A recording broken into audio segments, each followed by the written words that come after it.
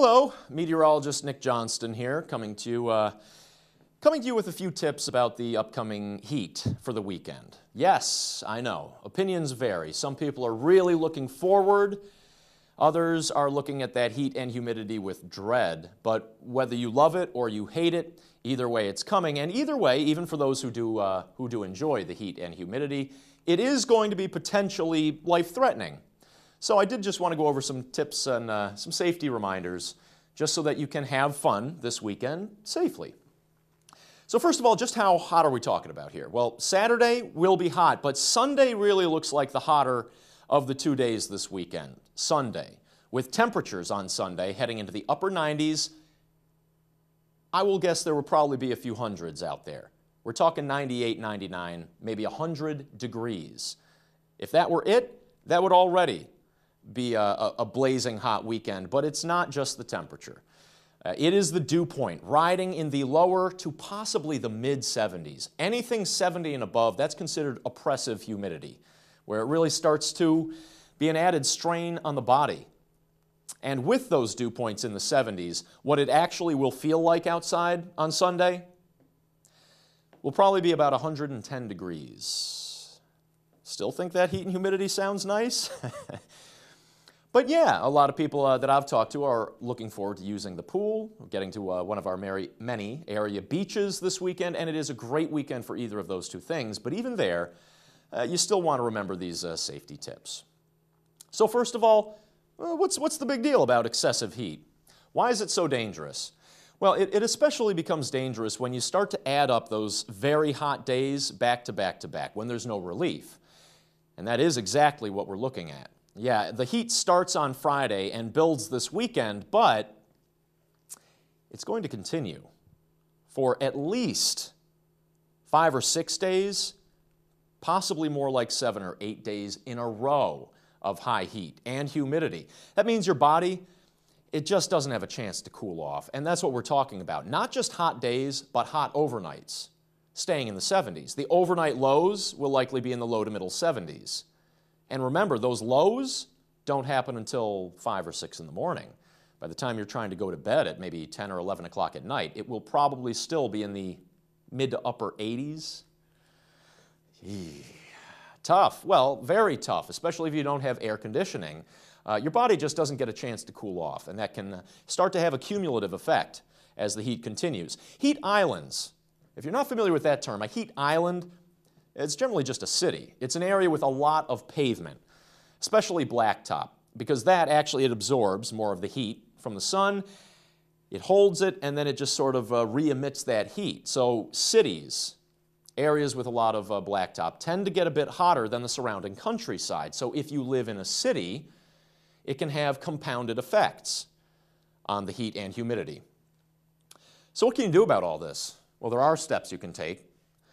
First, it's always a good idea to just check on your friends, family, and any neighbors during heat waves, especially if you know that they either have pre-existing health conditions or don't happen to have air conditioning.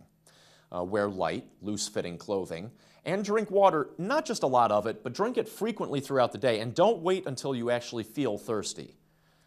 Then it might already be starting to get to where your body really needs that water. You want to drink it before it needs it. Avoid unnecessary hard work or activities. Oh, hey, that should be easy, right? Just put the hard work down as much as possible. Of course, some people do work on the weekends, and if you do, you need to be taking the proper precautions. I've got more on work safety in a minute. And stay in air-conditioned areas as much as possible. Air conditioning is the best defense against extreme heat, so as much as possible, take advantage. And yeah, if that means maybe going to the movies or stepping into a business establishment for a while to shop and cool off, maybe it's a good time to do that if you don't have AC. All right, so what are the heat-related illnesses that people can develop when it gets this hot? Heat exhaustion and heat stroke. Heat stroke being the more serious of the two. So heat exhaustion, what are the warning signs? Well, feeling faint or dizzy with excessive sweating. Now, even though you're sweating, your skin might be cool or clammy to the touch. That's a warning sign. Getting nauseous or vomiting, that's a big warning sign. Rapid, weak pulse. That's a sign you might be starting to develop heat exhaustion and muscle cramps. So what do you do if you're developing some of these signs, or if you know someone who is? Well, first you get to a cool, air-conditioned place as quickly as possible. Drink water and take a shower, a cool shower, or use an ice pack. Got to cool the body down fairly quickly if you're starting to see these symptoms. Now, more seriously is the heat stroke. And if you're starting to either notice some of these symptoms within yourself, or if you come upon someone who you think might have heat stroke, you just call 911. Heat stroke is life-threatening, period. Some of the signs of heat stroke are a throbbing headache, are no sweating, which is kind of counterintuitive, right? They're getting to be where the heat is starting to really affect the body, but they stop sweating. That's because the body starts to go into emergency mode. It says, oh, okay, sweating's not working? All right, forget it. We got to conserve water. It's not good. If your body temperature gets to, well, fever levels, 102, 103, that's a sign of full-on heat stroke. Again, nausea or vomiting. A strong pulse, a rapid, strong pulse is a sign that you might be starting to develop heat stroke. And again, the action is just to call 911. Now, heat-related deaths are preventable. And one of the biggest causes of heat-related deaths are people being accidentally left in cars. And it's too easy to have it accidentally happen. You're in a rush, you're distracted. I know, I am a creature of habit myself. So what you have to do is you have to just start making this a part of your routine. Look before you lock. Sounds simple, but you really just have to keep remembering it every time you leave your car when it's this kind of hot out. That's not a bad idea in the wintertime either. But there are now some aids you can get. There are apps you can now download to help remind you that when you leave your car, you have to stop and check it and make sure you're not leaving a pet or a loved one inside. Because when it's this hot, I mean, it's dangerous to leave anyone in a car when it's 80 degrees. When it's this hot, it just means there's less time before that car literally becomes a dangerous oven. Pet safety. Don't forget about the pets. Sometimes you're so worried about yourself and your loved ones, you don't think about the four-legged friends. Well, don't forget about the pets. Watch the humidity. Oh yeah, we've got lots of that this weekend. There will be plenty of that. Limit the exercise for pets on hot days. Maybe it's your dog's routine to go for a morning walk or a run with you in the morning. Well, when it's this hot, maybe you skip that for a day or two. Pets will have the same kind of struggles that you would have. Provide ample shade and water. Now, the water part, that's easy to remember. Everybody remembers the water, but sometimes people forget the shade. If you're in direct sun, water, that's not going to be enough. They need shade as well as plenty of water. And a reminder, a box fan is a good idea, but don't just rely on a fan. That's the tip here. It's a good thing to have a fan, for sure. But if you're thinking, oh, I got a fan, they're fine, well, that's not okay. You need to be taking these other steps and making sure those pets are cool enough. And also watch out on the hot pavement. Sometimes you can forget, you've got shoes on, so you might not notice how hot the pavement is, but when the temperature is near 100, you might have seen some of the, the videos of people actually frying food on pavement or on hot cars. Yeah, that's real. So remember, the pet's paws might need protection, or just to have to avoid getting on the pavement. Sunscreen. Everybody's thinking about getting to the pool or the beach. Well, do not get there without sunscreen. And plenty of it. Don't run out either. So what are we talking about here? Well, the best type is water-resistant sunscreen. It stays on longer, it doesn't wash off as easily, so that's a good place to start. Also, you want to get broad spectrum sunscreen that blocks both UVA and UVB rays. You want to go for SPF 30 or higher, and really, recent studies have suggested that really maybe that SPF should be more like 40 or 50 for full protection. So keep that in mind when you're shopping for SPF sunscreen. Use plenty of it. They say you should use at least about an ounce or about a shot glass full per person. If you're using the spray, obviously that's a different story. But the suggestion here is basically be generous. Don't try to put a little dab on and think that's going to cover everything. Reapply often.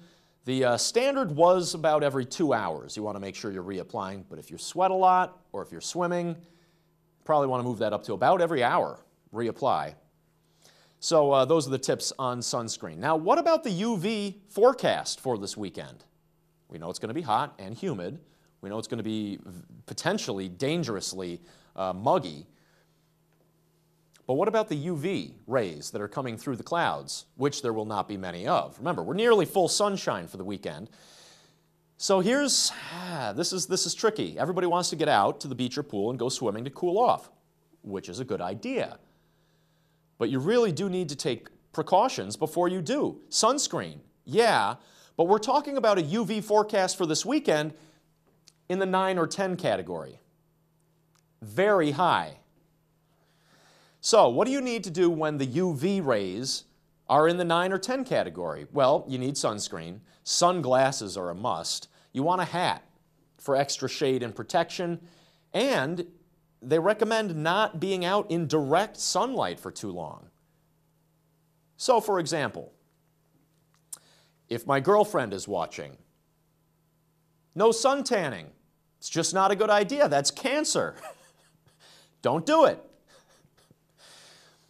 But if you are going to be out swimming or at the beach or pool, make sure you do have sunscreen, sunglasses, a hat, and that you try to stay in the shade as much as possible.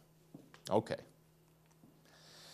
So, practice heat safety wherever you are, whether you have to work this weekend, well, and into next week. It's not just this weekend. Remember, the heat continues. Job sites, stay hydrated, take breaks, and get in the shade as much as possible. If you're indoors, that doesn't mean you're safe. If you don't have AC, indoors can be just as dangerous as outdoors. Check up on the elderly, the sick, and those who don't have air conditioning. Vehicles. The simple rule of vehicles is you never want to leave any loved ones or any animals, really anything you care about, even a VHS tape, if anybody still has any of those. I used to work in a video shop back in high school, and we had these warnings about leaving the tapes in your car, because in the car, in the heat like this, those tapes would melt and warp, and we charged the customer for those. That's your fault as a customer. So don't leave loved ones or VHS tapes in the car. Just don't do it. And even if you're outside, you still want to limit your strenuous activities outdoors, and that does include even if you're at the beach or the pool. Find shade, and of course, throughout all of these, drink plenty of water and limit your alcoholic beverages. But overall, hey, it's summer. Don't let us meteorologists with this doom and gloom throw you off. I don't give these warnings to keep people from getting outside and enjoying the weather. I tell you these things so that you can do so more safely. So please, enjoy the weekend. I myself, I'm going to be going camping, kayaking. I know I'm going to be doing some swimming in the lake. So these are reminders for me as well. But hey, enjoy the weekend, stay safe, have fun, and I'll see you next week.